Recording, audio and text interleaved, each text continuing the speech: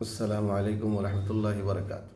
عازمین حج 2027 کے لیے جن کا انتخاب ہوا ہے، میں انہیں مبارکباد دیتا ہوں۔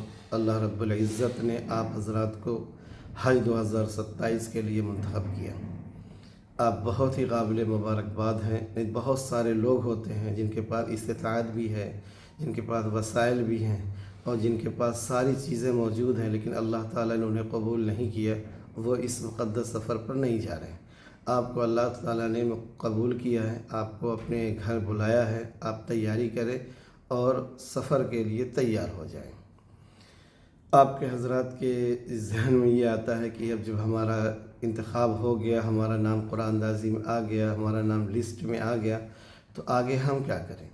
دیکھیے، یہ حج کمیٹی ایک سرکاری ادارہ ہے اور یہ ساری چیزیں گروپ وائز کرتا ہے۔ اس میں یہ ہوتا ہے کہ جو بھی چیز ہے وہ ایک انفرادی نہیں رہی، وہ ساری سسٹم اجتماعی طور پر سب کے لیے یکساں رہے گا، اور جو بھی چیز رہتی ہے حج کمیٹی اپنے سرکولر کے ذریعے سے آپ حضرات تک پہنچاتی ہے۔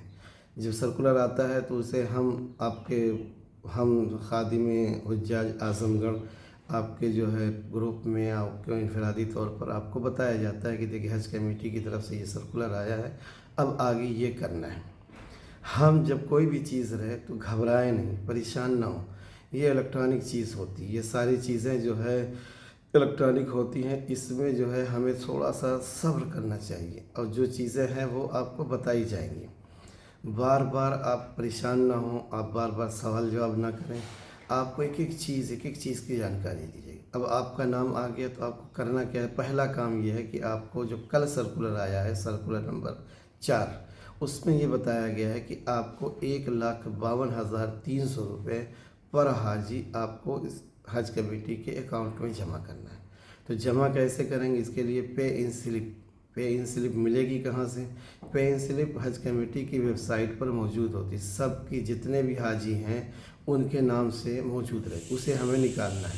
جہاں ہم نے فارم بھرا تھا، جہاں سے ہم نے اپنا فارم، اگر ہماری جانکاری نہیں، ہم وہاں جائیں، ان سے کہیں کہ ہمارے نام کی پے ان سلپ نکال کر دے دیجیے، تو آپ کے کور میں جتنے بھی حاجی ہوں گے اس نام سے آپ کی وہ دے دیں گے۔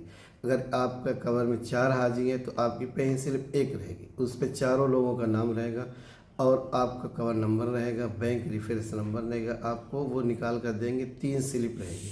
اسے آپ کو لے کر کہاں جانا ہے؟ یہ اسٹیٹ بینک یا یونین بینک، اسی سے الاؤ ہے۔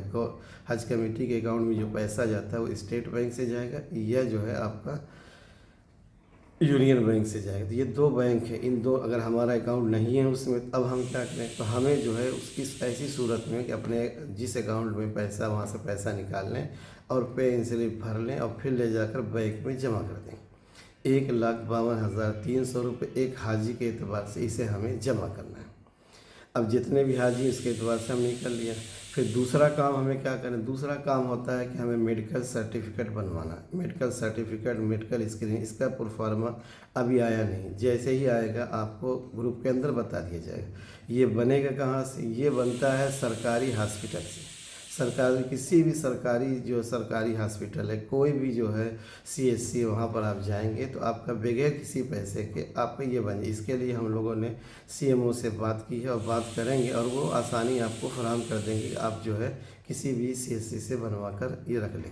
جتنے لوگ ہیں سب کا بنے گا، جتنے عازمین حج ہیں، ایک کور میں 5 لوگ ہیں، 4 لوگ ہیں، 2 لوگ ہیں، 3 لوگ ہیں، سب کا میڈیکل فارم۔ اس میں آپ کو کرنا کیا ہوگا؟ اپنی بیماری بتانی ہوگی، جو دقت ہے وہ بیماری لکھ دیں گے، اور آپ کو سب کچھ جو ہے پوچھ کر کچھ ایک اگر جانچ کرانا چاہیں گے تو جانچ کرا لیں گے، باقی وہ آپ کو بنا کر دیں گے، بہت ایزی ہوتا ہے، بن جائے گا۔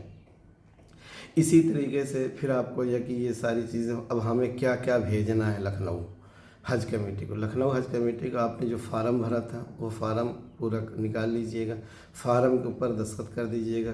اسی طریقے جتنے بھی ڈاکومنٹ آپ نے لگائے تھے، آدھار کارڈ ہے، پاسپورٹ ہے، پین کارڈ ہے، یہ ساری چیزیں آپ جو ہے نکال کر لگا لیں گے۔ اسی طریقے سے آپ کو اپنے پاسپورٹ کی پہلی اور آخری صفحے کی اس کاپی نکالنی، اس پر دستخط کرنا ہے۔ اسی طریقے سے پاسپورٹ ڈکلیریشن فارم آئے گا، وہ بتایا جائے گا، وہ آپ کو بھرنا ہے۔ और इसी तरीके से 2 फ़ोटो जिसका बैकग्राउंड वाइट रहेगा। ये सारी चीज़ें, बैंक का पासबुक है, ये कैंसिल चेक है, ये सारे दस्तावेज़ जो आपने ऑनलाइन भरे थे वो सारे दस्तखत करके इसे हज कमेटी लखनऊ को भेजना है। ये सारे, और पैसे की जो स्लिप, जो पैसा आपने भरा उसमें 3 स्लिप होती है। एक बैंक की रहेगी, बैंक ले लेगा, एक हज कमेटी की रहेगी, एक आपकी रहेगी। जो हज कमेटी की रहेगी तो ये सारे दस्तावेज़ के साथ वो जाएगी, और जो आपकी रहेगी, आप तमाम जितने भी दस्तावेज़ हैं इसकी एक हार्ड कॉपी करा कर, और ये पे इन स्लिप जो ओरिजिनल है इसको आप अपने पास महफूज रख लीजिएगा, ताकि ये आपकी बाद में जब भी ज़रूरत पड़ेगी आपकी ये काम आएगी। इसके अलावा जो भी चीज़ें रहेगी आपको ग्रुप के ज़रिए से आप हज़रात तक बताई जाएगी, आप परेशान ना हो। ये सारी चीज़ें, जैसे वेबसाइट अभी रात ओपन नहीं हुई थी, ओपन हो जाएगी। ये सारी चीज़ें वेबसाइट के ज़रिए से होती है। इसी तरीके से हज सुविधा ऐप है, ये गवर्नमेंट का एक ऐप है जो हाजियों की मदद के लिए होता है। इसे आप अपने मोबाइल में इंस्टॉल कर लेंगे तो आपको बहुत सारी चीज़ें उससे भी आपको मिलती रहेंगी। जो आपके नए नए जो सर्कुलर आएंगे वो भी उसमें आएंगे, और आपको बहुत सारी चीज़ें उससे मिलती रहेंगी। अपने आप को रूहानी तौर पर, जिस्मानी तौर पर तैयार कर लें कि अल्लाह रब्बुल इज़्ज़त ने आपको हज जैसे मुक़द्दस अज़ीम फ़रीज़े के लिए मुंतखब किया है। बड़ी ही मसरत की बात है। तो आपकी ज़िम्मेदारी ये बनती है कि आप अपने आप को रूहानी तौर पर, जिस्मानी तौर पर तैयार कर लें कि आप एकदम फ़िट होकर जाएँ, और जब भी यहाँ से जाए तो जब आप रूहानी और जिस्मानी तौर पर तैयार रहेंगे तो इंशाअल्लाह अज़ीज़ आपको किसी तरह की कोई परेशानी नहीं होगी।